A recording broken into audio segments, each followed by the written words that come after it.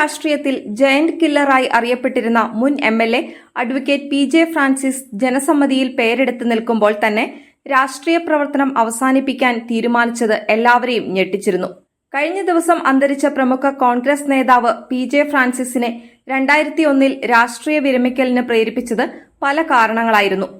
1996 നിയമസഭാ തെരഞ്ഞെടുപ്പിൽ മാരാരിക്കുളത്ത് CPM നേതാവും മുൻ മുഖ്യമന്ത്രിയുമായ VS അച്യുതാനന്ദനെ 1965 വോട്ടിന് തോൽപ്പിച്ചതിലൂടെയാണ് പി.ജെ. ഫ്രാൻസിസ് കേരള രാഷ്ട്രീയത്തിൽ ഏറെ ശ്രദ്ധേയനായത്.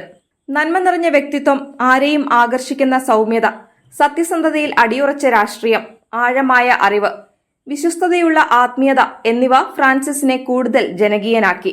2001 മാരാരിക്കുളത്ത് തോമസ് ഐസക്കിനോട് തോറ്റ ശേഷം പുതുതലമുറയ്ക്കായി രാഷ്ട്രീയത്തിൽ നിന്ന് വിരമിക്കാൻ ഫ്രാൻസിസ് തീരുമാനിച്ചത് പലർക്കും ആശ്ചര്യമായിരുന്നു.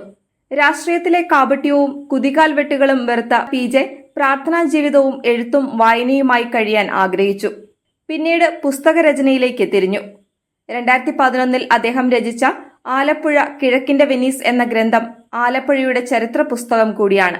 പാതിരി മലയാളം, ഒരു പുനർവിചിന്തനം, ആലപ്പുഴ ജില്ലയുടെ ചരിത്ര സ്മരണകൾ തുടങ്ങിയ ഗ്രന്ഥങ്ങളും രചിച്ചിട്ടുണ്ട്.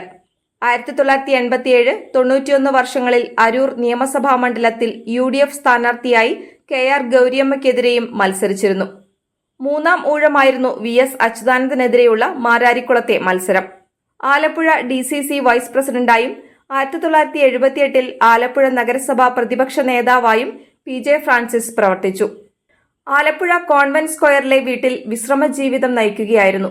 വാർദ്ധക്യ സഹജമായ അസുഖങ്ങളെ തുടർന്ന് ബുധനാഴ്ചയാണ് അന്തരിച്ചത്.